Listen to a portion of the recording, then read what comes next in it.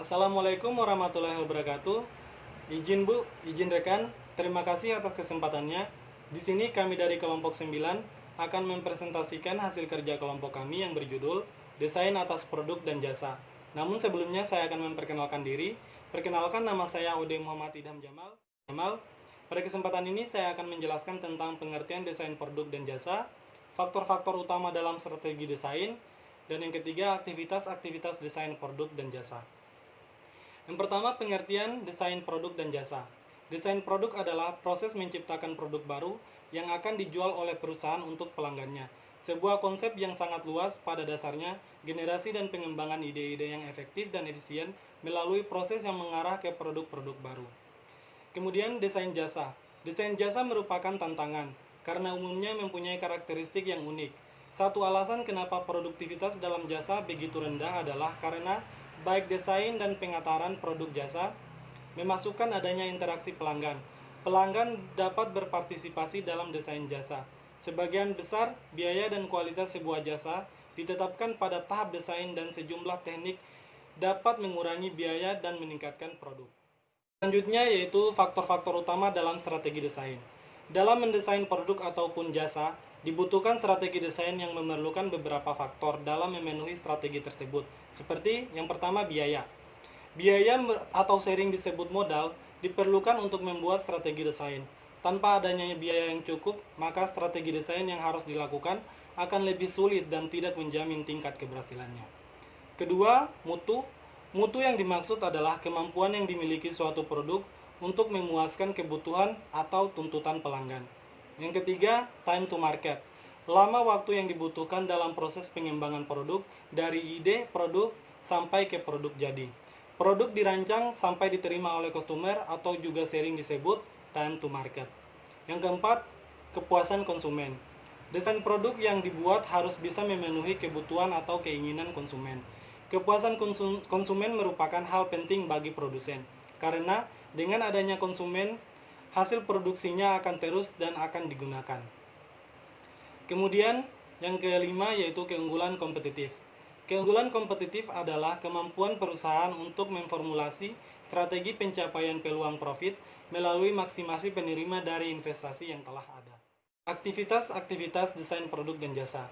Ada beberapa kegiatan atau aktivitas dalam desain produk ataupun jasa sebagai berikut. Yang pertama, menafsirkan keinginan dan kebutuhan konsumen ke dalam syarat-syarat produk dan jasa. Dalam membuat produk atau jasa yang berdasarkan keinginan dan kebutuhan konsumen akan menjamin produk atau jasa tersebut akan menarik perhatian konsumen saat dipasarkan. Yang kedua, memperbaiki kembali produk dan jasa yang telah ada. Desain produk atau jasa tidak hanya mengelola produk dan jasa baru, tetapi juga membuat dan mengatur kembali produk dan jasa yang telah ada. Yang ketiga, mengembangkan produk dan layanan-layanan baru. Produk dan jasa baru akan dikembangkan dengan desain yang telah ada. Kemudian yang keempat, merumuskan sasaran mutu. Menargetkan mutu produk dan jasa yang akan dipasarkan agar memiliki kualitas yang diterima oleh konsumen. Sasaran mutu adalah target dari masing-masing bagian yang ingin dicapai dalam jangka waktu tertentu. Kemudian yang kelima, merumuskan target biaya. Biaya untuk membuat produk dan jasa sering mempengaruhi harga produk dan jasa yang akan ditawarkan pada konsumen, sehingga harus menargetkan besar biaya yang akan digunakan. Yang keenam, mencoba dan menguji purwarupa atau prototype. Bentuk dasar dari sebuah produk merupakan tahap yang sangat penting dalam rencana pembuatan produk, karena menyangkut keunggulan produk yang akan menentukan kemajuan suatu usaha di masa mendatang. Kemudian yang terakhir, memenuhi dokumen spesifikasi. Setelah menguji purwarupa, akan ada beberapa komplain atau masukan mengenai produk tersebut, maka industri mendokumentasikannya untuk proses perbaikannya, sehingga menciptakan suatu sistem inovasi produk yang dibangun bersama-sama antara industri dan pelanggan. Oke, Assalamualaikum warahmatullahi wabarakatuh. Saya Muhammad Chandra Firman Ditya melanjutkan presentasi dari Saudara Ode, yaitu desain produk dan jasa. Nah, di sini terdapat dua, yaitu yang pertama kepuasan konsumen.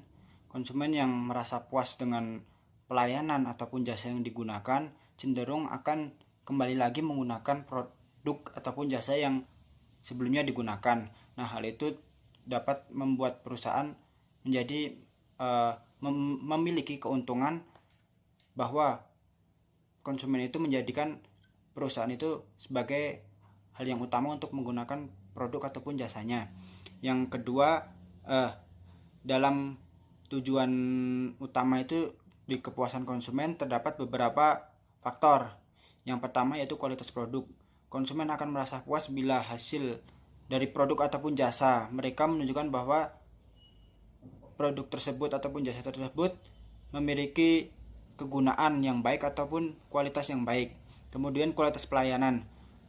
Untuk industri jasa, konsumen akan merasa puas bila mereka mendapatkan pelayanan yang baik sesuai dengan yang diharapkan. Kemudian harga.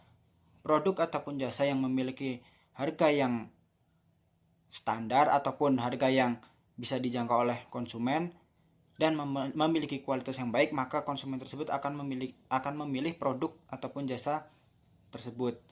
Kemudian yang kedua yaitu memahami apa yang diinginkan konsumen. Nah, perusahaan juga harus mengerti apa yang diinginkan konsumen dan juga siapa konsumen tersebut.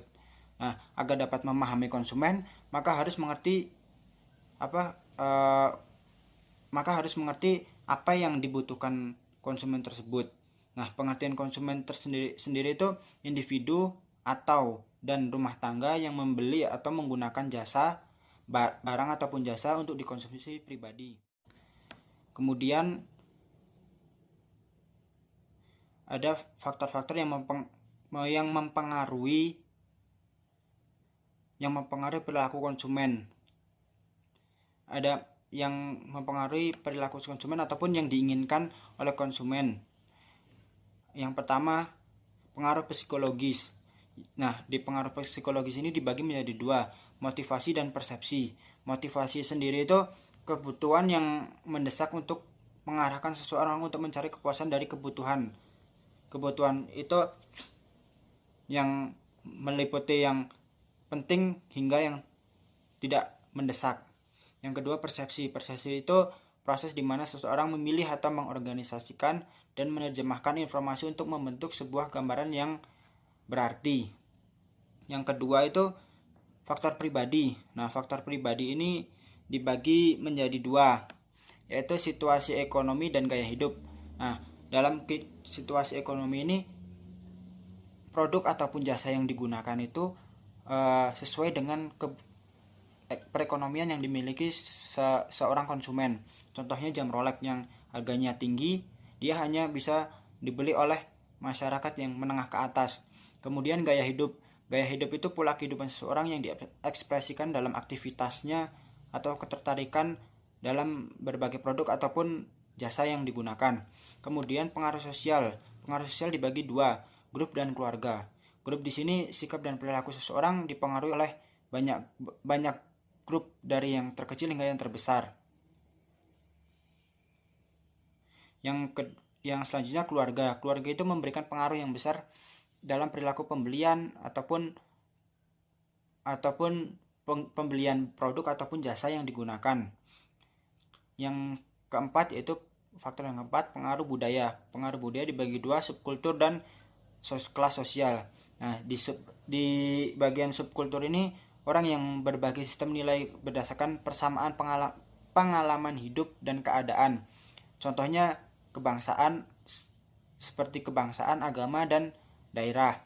Kemudian untuk kelas sosial ini pengelompokan individu berdasarkan nilai minat dan perilakunya. Selanjutnya perancangan desainer menurut pada petunjuk pelaksanaan. Rancangan yang dibuat sesuai dengan petunjuk pelaksanaan yang telah disusun yaitu ada 4. Yang pertama, menghasilkan rancangan atau desain yang sejalan dengan sasaran-sasaran organisasi. Kemudian memberikan nilai yang diharapkan oleh konsumen. Kemudian menjadikan kesehatan dan keamanan sebagai perhatian utama. Yang keempat, mempertimbangkan potensi kerusakan terhadap lingkungan. Nah, di sini yang pertama, menghasilkan rancangan desain yang sejalan dengan sasaran-sasaran organisasi. Nah, di sini itu yang dimaksud menurut kelompok kami, rancangan ini nih produk ataupun jasa itu sesuai dengan apa yang sudah direncanakan oleh perusahaan. Kemudian yang kedua, memberikan nilai yang diharapkan konsumen. Nah, produk ataupun jasa tersebut bisa memberikan dampak yang baik dan juga memiliki nilai yang berguna juga untuk konsumen. Selanjutnya, menjadikan kesehatan dan keamanan sebagai perhatian utama. Nah, produk ataupun jasa yang diciptakan oleh perusahaan itu tidak mengganggu kesehatan dan juga keamanan konsumen. Jadi produk ataupun jasa tersebut dapat digunakan secara baik oleh konsumen tanpa mengganggu kesehatan dan keamanan dari konsumen. Kemudian mempertimbangkan proses kerusakan terhadap lingkungan. Mempertimbangkan potensi kerusakan terhadap lingkungan. Nah, di sini potensi kerusakan terhadap lingkungan itu produk ataupun jasa yang diciptakan sedikit pun tidak mengurangi, tidak akan mengancam lingkungan di sekitar perusahaan. Sekian dari saya, kurang lebihnya mohon maaf. Wassalamualaikum warahmatullahi wabarakatuh. Baik teman-teman, perkenalkan nama saya Maria Guslin Jelita. Saya akan melanjutkan penjelasan presentasi dari rekan saya Adit. Yang saya jelaskan yaitu isu-isu dalam desain produk dan jasa. Yang pertama, siklus hidup produk atau jasa terbagi menjadi 4, yaitu tahap perkenalan, tahap pertumbuhan, tahap kedewasaan, dan tahap kemunduran. Yang kedua, penyeragaman massal. Penyeragaman massal terbagi menjadi 3, yaitu strategi menghasilkan barang atau jasa sesuai standar. Yang kedua, penundaan diferensiasi. Ketiga, rancangan yang dapat dihubungkan satu sama lain. Selanjutnya, rancangan produk dan jasa. Yang pertama, rancangan produk. Rancangan produk adalah proses menciptakan ide produk dan menindaklanjuti sampai produk diperkenalkan ke pasar. Ada beberapa rancangan produk sebagai berikut. Yang pertama, daur hidup produk. Yang kedua, rancangan yang kokoh. Ketiga, rancangan dibantu komputer. Dan yang keempat, rancangan modular. Sedangkan rancangan jasa. Rancangan yang bukan sesuatu dapat digenggam dalam satu tangan dan merupakan barang-barang yang tidak tahan lama serta tidak dapat disimpan. Beberapa hal yang perlu diperhatikan dalam rancangan jasa yaitu layanan atau jasa yang merupakan sebuah aksi, sistem penghasil jasa seperti fasilitas, proses, dan keahlian, dan banyak layanan-layanan yang hadir bersama-sama dengan produk. Selanjutnya, perbedaan-perbedaan rancangan produk dan jasa. Yang pertama, produk. Produk itu nyata, produk dapat disimpan, dapat dilihat dan diraba, produk sangat mudah terlihat oleh konsumen, dan keberagaman permintaan. Sedangkan jasa itu tidak nyata, jasa tidak bisa disimpan, tidak dapat dilihat dan diraba, namun hanya bisa dirasakan.